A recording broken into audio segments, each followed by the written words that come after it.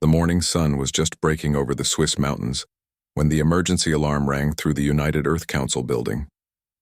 Daeho Kim jumped out of his chair and spilled coffee on his desk.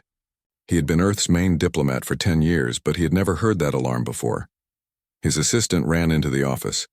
"Sir, we have an urgent message from space." "It's not from any human ship." Daeho felt his heart beat faster. Humans had been part of the galaxy for only 50 years. Most alien species still treated them like children who had just learned to walk. "Put it on the main screen," he said. The office walls turned into a giant display. A strange creature appeared on the screen. It looked like a tall lizard wearing a blue uniform covered in metals. Its yellow eyes stared directly at Daeho. "I am Ambassador Velthar of the Galactic Federation Council," the creature said in perfect English. "I bring an urgent message for the primitive species of Earth." Daeho tried not to show how angry that word made him. Primitive. The aliens always used that word when they talked about humans. "I am listening." "Ambassador," Daeho replied calmly. "The galaxy faces its greatest threat," Velthar continued. "An enemy called the Void Reapers has been destroying entire star systems. They have already killed billions of beings. The Federation is forming a great army to stop them. Earth is invited to join this war." The screen changed to show pictures of dead planets. Daeho saw worlds that had been turned into empty rocks floating in space. Cities that had been home to millions were now just dust and metal. "What do you need from Earth?" Daeho asked. "Soldiers," Velthar said simply. "Your people can fight on the front lines while the advanced species handle the important work. We estimate you can provide at least 2 million troops. 2 million people to die in someone else's war." Daeho kept his face calm, but inside he was shocked. "I will need to discuss this with the Earth Council." "You have one day," Velthar said. "The war cannot wait for long discussions." The screen went black. Daeho sat down and put his head in his hands. This was the biggest decision Earth had ever faced. Within an hour, the most important people on Earth were sitting around a long table in the council room. Taemin Lee, the director of the United Earth Council, sat at the head of the table. He was an old man with gray hair and kind eyes, but today he looked very worried. So-Ra Park sat next to him. She was the head of Earth Defense Intelligence and had been a soldier before becoming a spy. Her short black hair was always perfect and her dark eyes missed nothing. "Tell us what you learned," Taemin said to So-Ra.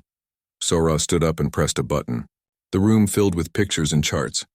"The Void Reapers are real," she said. "They started attacking planets on the edge of the galaxy 2 years ago.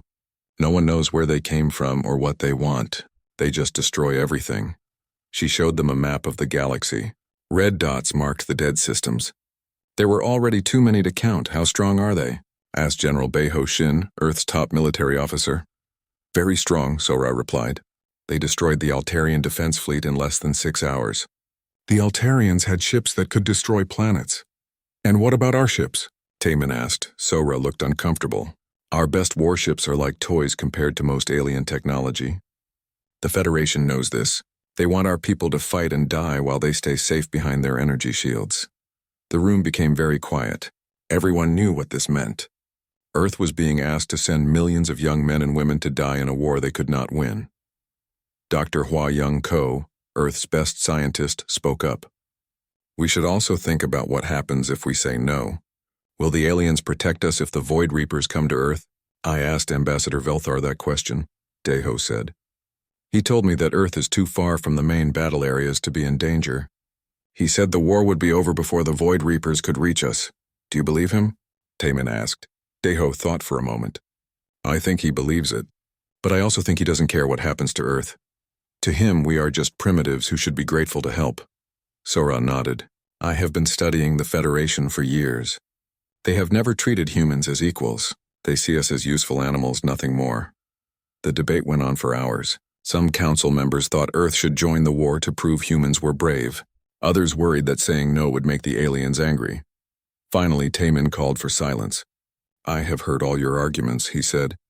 "Now I will tell you what I think. The Federation wants to use our people as cannon fodder. They do not respect us and they do not value our lives. If we send 2 million soldiers to this war, most of them will never come home." He stood up and walked to the window. Outside, people were going about their normal lives. Children were playing in parks. Workers were heading home to their families. "Earth has always chosen peace when possible," Taemin continued. We will not send our children to die in a war that is not ours to fight. We will tell the Federation that Earth declines their invitation. The vote was not even close. Only 3 council members voted to join the war. The rest voted to stay neutral. The next morning, Deho sent Earth's reply to Ambassador Velthar. The message was short and polite, but the meaning was clear. Earth would not participate in the Galactic War. Velthar's response came back quickly. His yellow eyes were cold with anger. Your primitive species has made a foolish choice, he said. When the galaxy is saved, remember that Earth did nothing to help. Do not expect gratitude or protection from those who fought while you hid. The transmission ended with Velthar adding, Your species would have been a liability in this war anyway. Perhaps it is better that you stay home and play with your primitive toys. After the screen went dark, Deho sat alone in his office. He hoped they had made the right choice, but deep in his heart, he worried that the war might come to Earth whether they wanted it or not. Outside his window, life on Earth continued as normal. But in the darkness of space, something terrible was hunting among the stars. The alarm bells rang through Earth Defense Command at exactly 3 in the morning. Admiral Mi Kyung-seo jumped out of bed and ran to the command center beneath Seoul. She had been expecting this day for months, but it still felt like a punch to the stomach. Report, she called as she entered the main control room. Lieutenant Bo Young Park looked up from her screens. Admiral, we have multiple contacts at the edge of our solar system. They appeared suddenly about 10 minutes ago. How many ships? Admiral Seo asked. We're not sure, ma'am. The readings are strange. Our computers can't get a clear count. Admiral Seo looked at the main display screen. It showed dots of light moving slowly past Pluto's orbit. But the dots kept changing, appearing and disappearing like ghosts. Get me Commander Yu on Luna Base, she ordered. Sang Ho Yu's face appeared on a smaller screen. Behind him, Admiral Seo could see people running around preparing for battle. Sang Ho, what are you seeing up there? She asked. Something I've never seen before, he replied. The ships seem to bend space around them. Our targeting computers can't lock onto them properly. Are they attacking? Not yet. They're just waiting. Admiral Seo felt confused. Every report about the Void Reapers said they attacked immediately. Why were they waiting now? Her question was answered an hour later. A single ship detached itself from the alien fleet and moved toward Mars. It was beautiful in a terrible way, smooth and dark like flowing water, but with edges that seemed to cut through space itself. The ship stopped just outside Mars orbit and sent a message to Earth. Dr. Yunji Yang, Earth's best expert on alien languages, was called to the command center to listen to the message. She was a small woman with thick glasses who usually worked alone in her laboratory. Play the message, Admiral Seo told the communications officer. A voice filled the room.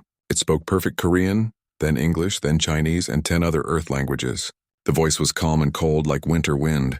Primitive humans of Earth, the voice said. I am Harvester Prime Kethmore of the Void Reaper Collective. You have been selected for harvesting. Your neural patterns show potential for integration into our consciousness network. Dr. Yang grabbed Admiral Seo's arm. Neural patterns, she whispered. They're talking about human brains, the voice continued. Surrender now, and 10% of your population will be preserved for study. The remaining 90% will be processed efficiently. Resistance will result in total harvesting with no preservation option. Processing, Admiral Seo repeated quietly. They're talking about killing us. Not just killing, Dr. Yang said, her face pale. Listen to what they're really saying. They want to connect human minds to some kind of computer network. They're collecting consciousness from different species. The voice spoke again. You have 1 rotation of your planet to decide. We will begin harvesting operations in 24 of your hours. The message ended. The command center was completely silent for several seconds. Get me the director, Admiral Seo said. 20 minutes later, Tae-min Lee was in the command center, still wearing his pajamas. Sora Park stood beside him, fully dressed despite the early hour. She always seemed to be ready for emergencies. Options? Tae-min asked simply. Admiral Seo brought up Earth's defense plans on the main screen. We have the lunar defense grid, orbital weapons platforms, and about 200 ships of various sizes. Against normal enemies, it would be a good defense. Against the Void Reapers? Unknown. They've destroyed Federation fleets that were much larger than ours. But those fleets used energy weapons and energy shields. Our weapons are different. Sora Park stepped forward. I've been studying the battle recordings Captain Choi brought back. The Void Reapers adapt their defenses against whatever weapons they face, but they've never faced human weapons before. What's different about our weapons? Taemin asked. Most alien species use energy beams and plasma cannons, Admiral Seo explained. We still use kinetic weapons, missiles, railguns, nuclear warheads, physical projectiles instead of energy beams. Dr. Yang looked up from her computer. I think I understand why they chose Earth, she said quietly. In their message, they mentioned neural patterns with potential. I think human brains are special in some way. Special how? Zora Park asked. Human consciousness is chaotic compared to most alien species. We think in unpredictable ways. Maybe that's what they want to add to their network. Admiral Seo felt anger growing in her chest. They think they can just take our minds and add them to their collection like we're books in a library. Taemin Lee walked to the main screen and stared at the dots representing the alien fleet. 18 months ago, Ambassador Velthar called us primitive. Now these creatures want to harvest us like we're crops. They all make the same mistake. What mistake? Admiral Seo asked. They think being different from them makes us weak, Taemin replied. They don't understand that being underestimated can be an advantage. He turned to face the room. Send a response to this Harvester Prime. The communications officer looked nervous. What should the message say, sir? Tell them this. Unknown entity, this is Director Lee of the United Earth Council. We have received your demands. Earth's answer is no. Leave our solar system immediately or we will defend ourselves. Admiral Seo stared at him. Sir, they have ships that can destroy planets. Are you sure about this? Admiral, what did you swear when you put on that uniform? To protect Earth and her people from all enemies. Then protect us, Taemin said simply. The message was sent. The reply came back in less than 5 minutes. Kethamor's voice filled the command center again. But this time there was something that might have been amusement in the cold tone. Director Lee of Earth, your defiance is noted and will be preserved in the Consciousness Archive. You will be among the 10% selected for detailed study. Harvesting operations begin in your time measurement of 24 hours. Arrogant bastard, Admiral Seo muttered. 6 hours later, Taemin Lee stood before the cameras in the Global Broadcasting Center. Around the world, people stopped what they were doing to listen to their leader. Citizens of Earth, he began. Today we face the greatest challenge in human history. An alien force called the Void Reapers has entered our solar system. They have demanded that we surrender our planet and our lives to them. He paused, looking directly into the camera. 18 months ago, we chose not to fight in someone else's war because we believed in peace. Today we choose to fight in our own war because we believe in freedom. The aliens think we are primitive. They think we are weak. They think we will surrender because we are afraid. They are wrong about all of these things. We are not primitive. We are different. We are not weak. We are underestimated. We are not afraid. We are angry. To every person listening, whether you are a soldier or a civilian, young or old, I say this. Earth has never bowed to tyrants, and we will not start today. We will fight with everything we have. We will show these invaders that humans do not surrender. We do not give up. And we do not go quietly into the night. May God help us all.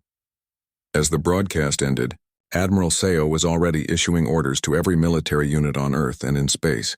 The Luna-based defense grid powered up its massive railguns. Orbital weapons platforms armed their nuclear missiles. Ships across the solar system turned toward the enemy fleet and prepared for battle. In his dark ship near Mars, Kethamor reviewed the human response with what his species considered puzzlement. Most creatures either surrendered immediately or fought with desperate fear. These humans seemed to be fighting with something else. Anger. It was an emotion Kethamor had encountered before, but usually only in the final moments before a species was completely defeated. He had never seen it at the beginning of a battle. Perhaps these humans would be more interesting than he had expected. Begin the harvesting operation, he commanded his ships, but take extra care to preserve good specimens. I want to understand what makes these creatures so defiant. The war for Earth was about to begin. The first Void Reaper ships reached Luna Base at exactly noon Earth time. Colonel Boram Huang watched them approach through the main observation window. She had been a soldier for 20 years, but she had never seen anything like these ships before. They moved like liquid shadow, flowing through space without making any sound. Their hulls seemed to absorb light instead of reflecting it. Even looking directly at them, it was hard to tell exactly what shape they were. All weapons charged and ready, reported her weapons officer. Major Tae-Hyung Nam. Wait for my command, Colonel Huang said. Let them get close. The alien ships slowed as they approached the moon. Clearly they expected Luna Base to surrender or be destroyed easily. They had probably destroyed hundreds of bases just like this one, but Luna Base was not like other bases. Now, Colonel Huang said quietly. The moon's surface exploded with light and fire. Massive railguns built deep into the lunar rock fired solid metal projectiles at incredible speed. These were not energy beams that could be deflected by shields. They were chunks of steel and tungsten moving at 30 kilometers per second. The first salvo caught the Void Reaper ships completely by surprise. Their energy shields, designed to stop plasma beams and laser weapons, did nothing against the physical projectiles. 3 alien ships were torn apart in the first 5 seconds of the battle. Target destroyed, Major Nam reported with excitement in his voice, but Colonel Huang was not celebrating yet. Keep firing, and watch for them to adapt. She was right to be careful. The remaining Void Reaper ships quickly spread out and began moving in unpredictable patterns. Their return fire was devastating, black energy beams that cut through the lunar rock like it was paper. Sector 7 is gone, reported Lieutenant Soo-Jin Park from the damage control station. We've lost 2 railgun batteries. But the aliens were learning that Luna Base was full of surprises. Hidden missile launchers opened all across the moon's surface. Instead of energy weapons, they fired old-fashioned nuclear warheads. The Void Reapers had shields that could stop energy weapons, but they had never encountered nuclear explosions before. The first few warheads detonated against their shields and were absorbed harmlessly. But nuclear weapons release more than just energy. They also release radiation, heat, and electromagnetic pulses. After the 5th nuclear explosion, the alien shields began to flicker and fail. Keep hitting them, Colonel Huang ordered. Don't give them time to adapt. 3 more alien ships were destroyed before they could adjust their defenses. But Colonel Huang knew this was only the beginning. Meanwhile, in the asteroid belt between Mars and Jupiter, Captain Yuri Song was preparing for her own battle. She commanded a squadron of small fighter ships hidden among the floating rocks. Her ship, the Taekwondo, was nothing like the sleek alien vessels. It was built from Earth materials using Earth technology. It was ugly, tough, and completely unpredictable. Enemy ships approaching, her co-pilot Lieutenant Minho Jung reported. 12 large vessels moving in formation. Remember the plan, Captain Song told her squadron over the radio. We're not trying to destroy them all. We just need to confuse them and slow them down. The Void Reaper ships moved through the asteroid belt carefully, scanning for threats. They detected the human fighters easily enough, but they could not understand why such small ships would attack such a large fleet. They found out when Captain Song led her fighters in a series of hit-and-run attacks. The human ships would appear from behind an asteroid, fire missiles and railgun rounds, then disappear again before the aliens could respond. This was not how space battles were supposed to work. The Void Reapers were used to fighting large fleets in open space. They had never encountered guerrilla warfare in 3 dimensions. Tiger Squadron, break left, Captain Song called into her radio. Dragon Squadron, hit them from above. Her fighters swarmed around the alien ships like angry bees.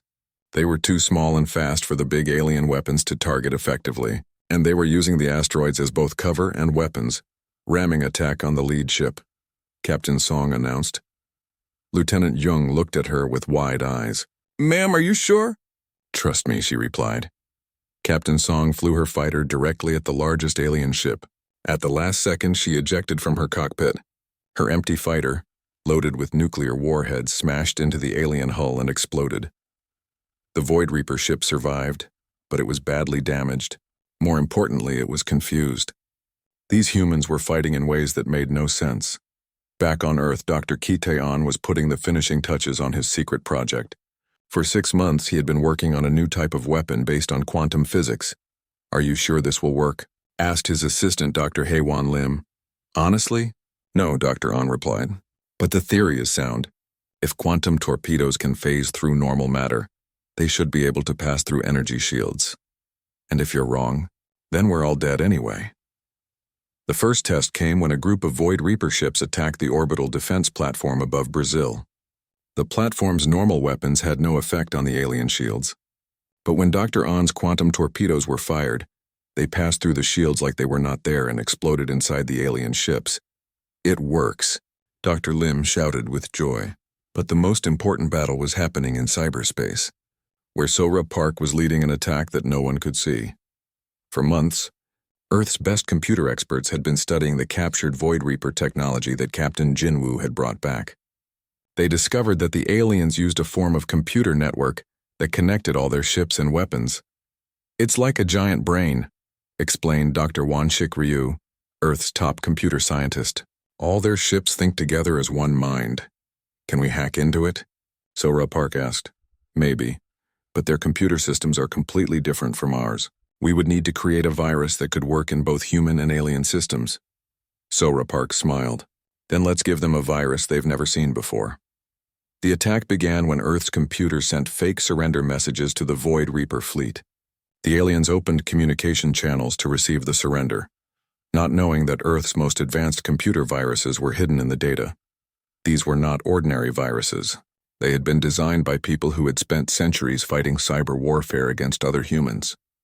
They were chaotic, unpredictable, and completely alien to the ordered thinking of the Void Reaper network. Within minutes, alien ships began firing on each other by mistake. Their targeting systems confused friendly ships with enemies. Some ships stopped moving entirely as their navigation computers crashed. Kethmore felt the virus attack like a burning pain in his consciousness. For the first time in thousands of years, he experienced something he had forgotten: fear. How are they doing this? He demanded of his subordinates. Our network is protected by quantum encryption. The human virus does not try to break our encryption, one of his officers replied. It creates chaos in our logical pathways. Our systems cannot process chaotic data. Kethmore tried to understand. His species had conquered hundreds of worlds by adapting to enemy weapons and tactics. But these humans did not fight with logic or order. They fought with randomness and unpredictability. Withdraw the fleet to a safe distance, he ordered. I need to study these creatures more carefully. The order came as a shock to his officers. Void Reaper fleets did not retreat. They had never retreated. But as the alien ships pulled back beyond the orbit of Mars, Kethmore realized he was facing something he had never encountered before: an enemy that could not be predicted or understood. On Earth, the celebrations were loud but brief. Admiral Seo knew this was only the first round of a longer fight. They'll be back, she told her staff, and next time they'll be ready for our tricks. Then we'll have to come up with new tricks, replied Colonel Huang via video link from Luna Base. Admiral Seo nodded. Get me Captain Song. I want to know how many fighters we have left. Captain Song's face appeared on the screen. She looked tired but determined. We lost 40% of our ships, but we hurt them badly. They're confused and angry. Good, Admiral Seo said. Confused enemies make mistakes. But in his ship beyond Mars, Kethmore was no longer confused. He was beginning to understand what made humans so dangerous. They did not fight to win in the traditional sense. They fought to survive, and survival made them creative in ways that his logical mind found difficult to comprehend. Prepare for the second wave, he told his fleet, but this time we will be ready for their chaos. What Kethmore did not understand was that chaos was not a tactic for humans. It was their nature, and nature is very hard to defeat. 6 months after the first battle, the galaxy was a very different place. News of Earth's victory over the Void Reapers had spread to every corner of known space. The primitive humans who had been dismissed and ignored were now the most talked about species in galactic history. Fleet Admiral Su-Young Lee stood on the bridge of her flagship, the Soul's Revenge, watching a Federation fleet surrender to a group of Void Reaper ships. It was a sight that had become common in recent months. The once mighty Galactic Federation was crumbling. Another defeat, reported her communications officer, Lieutenant Ji-Hoon Kang. That's the third Federation fleet lost this week. How many ships escaped? Admiral Lee asked. Maybe 10%. The rest were either destroyed or captured. Admiral Lee shook her head. The Federation had learned nothing from Earth's example. They still fought the same way they always had, using energy weapons and predictable tactics. The Void Reapers had adapted to those methods long ago. Admiral, Lieutenant Kang said, we're receiving a priority message from Earth. It's Ambassador Park. Ambassador Ji-Hoon Kang appeared on the main screen.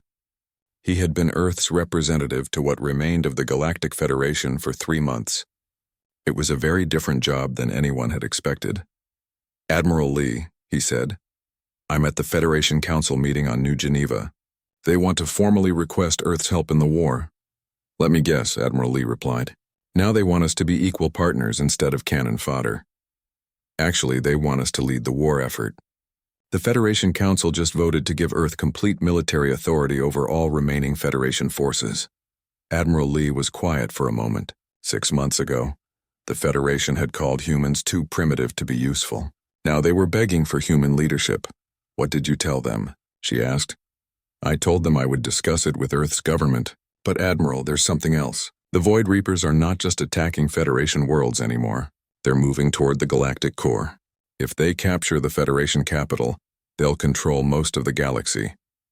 After the communication ended, Admiral Lee called a meeting with her senior officers.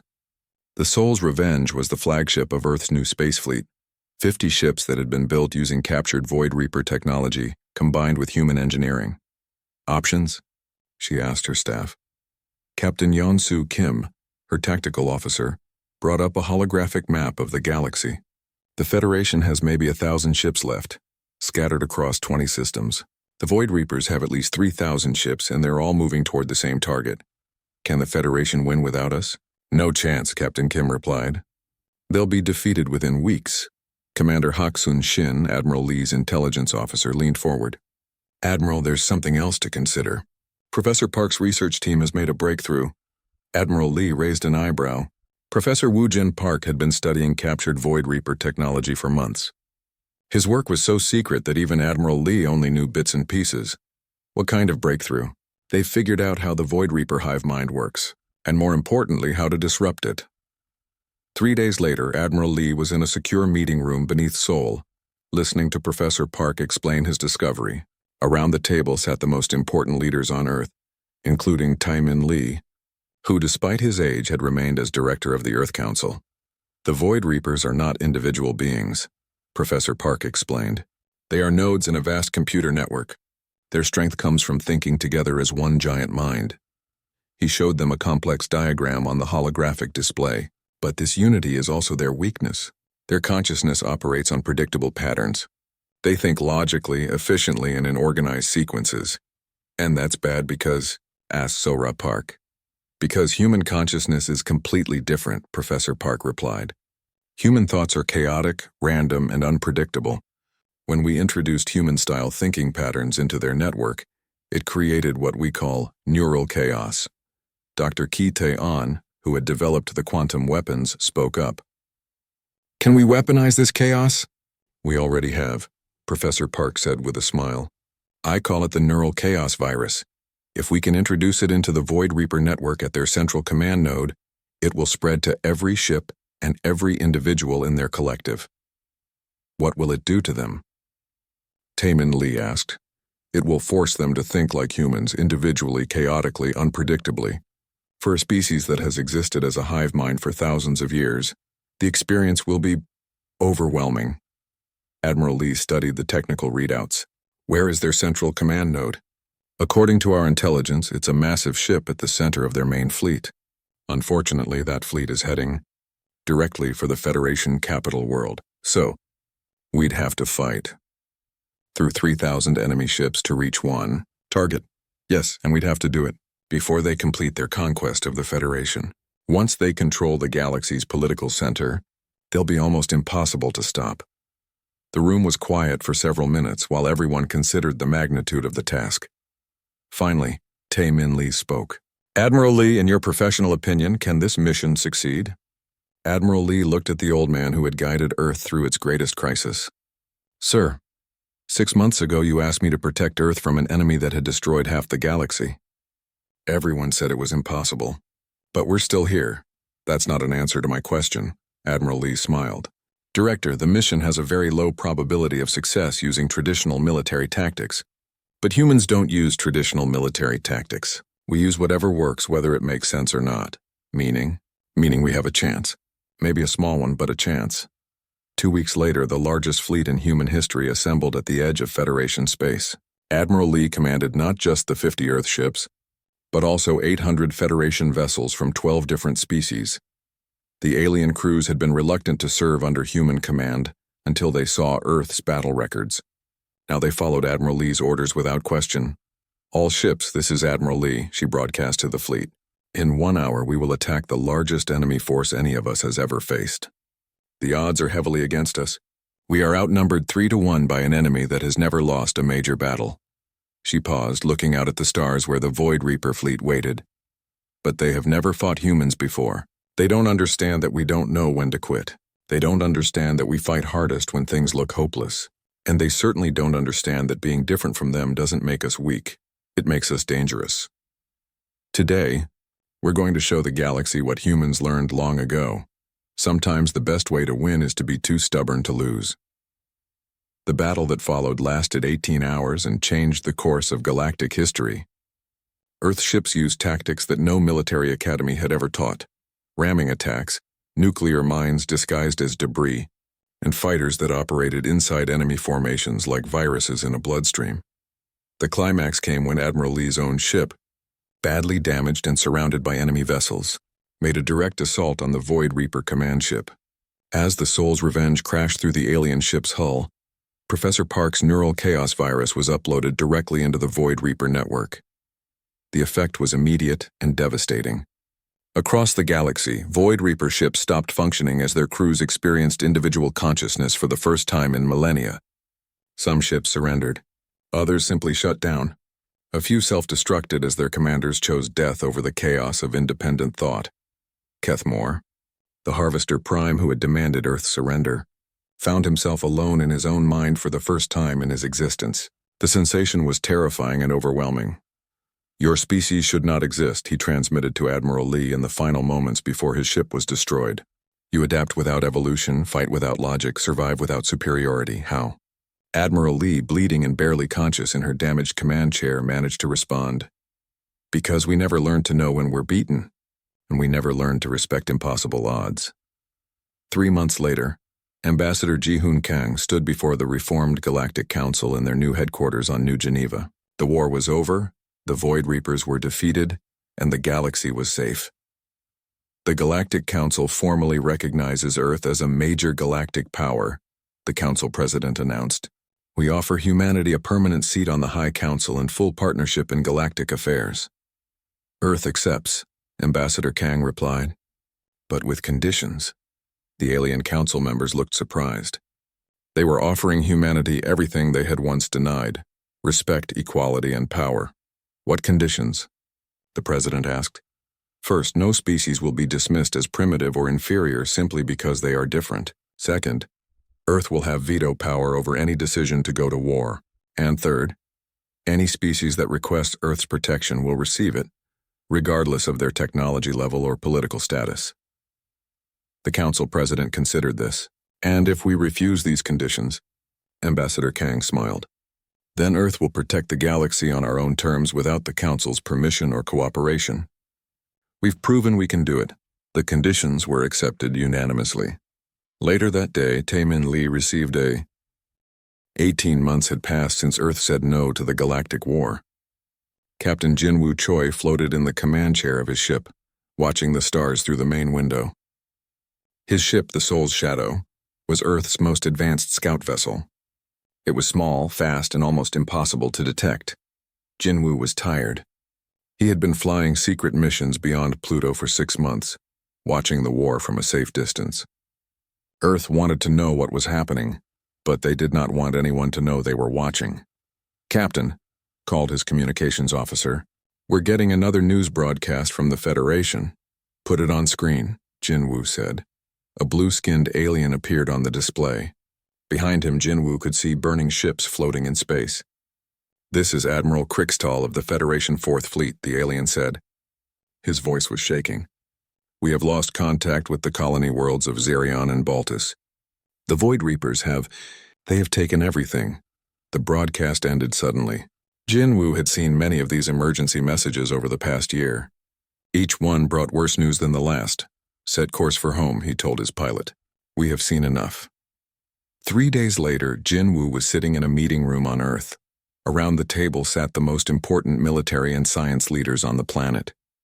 Sora Park looked at the data he had brought back. Show them the video from Kepler Station, she said. Jinwoo pressed a button, and the room filled with a holographic display. It showed a space station the size of a small moon. Suddenly, dark ships appeared around it. The ships were strange. They seemed to bend light around them, making them hard to see clearly. Watch what happens next, Jinwoo said quietly. The dark ships fired weapons that looked like black lightning. The space station's shields held for a few seconds, then collapsed. But the Void Reapers did not destroy the station. Instead, they landed on it and went inside. They stayed for 6 hours, Jinwoo explained. When they left, the station was empty. No people, no computers, no power systems. Just an empty shell. Dr. Heejin Nam, Earth's top expert on alien life, leaned forward. Did they take the people prisoner? I don't think so, Jinwoo replied. Watch the energy readings. The display showed numbers and graphs. Dr. Heejin studied them carefully. What am I looking at? Some kind of energy being drained from the station, Jinwoo said. It happened at every attack site I visited. The Void Reapers take something from every place they attack, but I don't know what it is. Commander Sang-Ho Yu, head of the Solar Defense Fleet, spoke up. How many Federation ships have been destroyed? Sora answered before Jinwoo could speak. More than half their total fleet. They've lost over 3,000 warships in the last 18 months. At this rate, the Federation will collapse within 2 years. The room became very quiet. Everyone was thinking the same thing. What would happen to Earth if the Federation lost the war? There's something else, Jinwoo said. He looked uncomfortable. I studied recordings of the battles. The Void Reapers always do the same thing. They destroy most of the enemy ships, but they always let one ship escape. Maybe they're not good at finishing fights, suggested General Beho Shin. No, Sora said slowly. They're learning. They let one ship go so they can study how their enemies fight. Each battle they get better at fighting Federation tactics. Dr. Heejin looked worried. If they're that smart, why haven't they won already? Because the Federation keeps changing their tactics too, Jinwoo explained. But the Void Reapers learn faster. Every battle, they adapt quicker than their enemies can change. Later that day, Sora Park walked through the underground tunnels beneath Seoul. These tunnels had been built during the old wars on Earth, but now they housed Earth's most secret military facilities. She entered a room filled with computer screens and busy technicians. This was Earth's main intelligence center, where they tried to understand what was happening in the galaxy. Show me the latest battle reports, she told her assistant.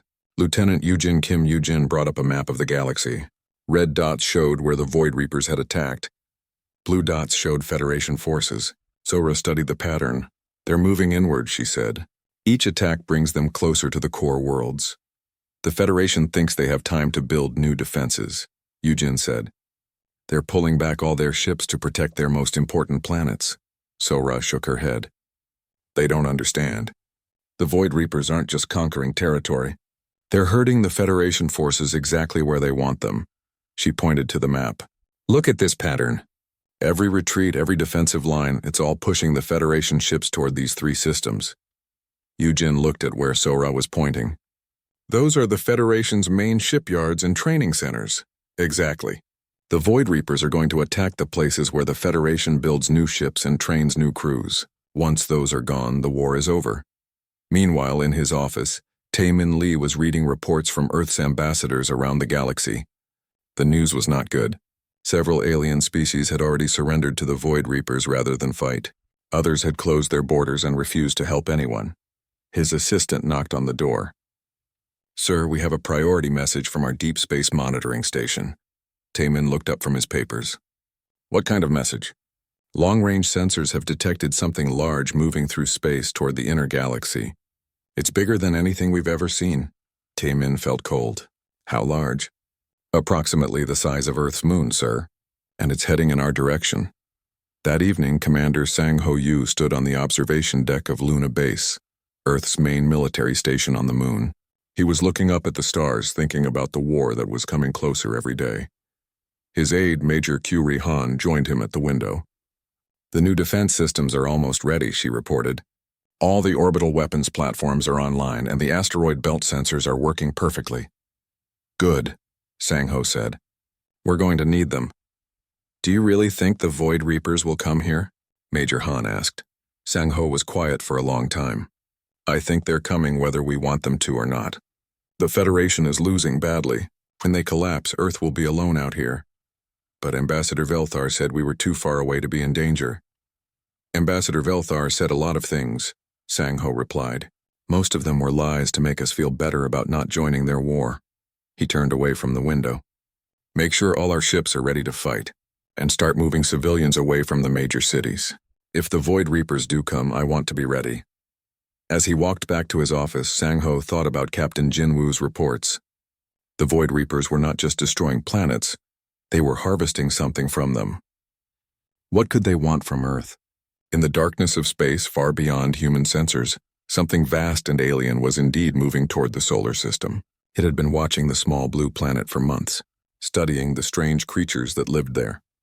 Soon, it decided, it would be time to add Earth to its collection. But first, it wanted to understand these humans better. They had refused to join the Galactic War, which was interesting. Most species either fought bravely or surrendered quickly. These humans had done neither. The entity that called itself Harvester Prime was curious about Earth. Perhaps these creatures would provide something useful for the great work. It adjusted its course slightly and continued moving toward the solar system.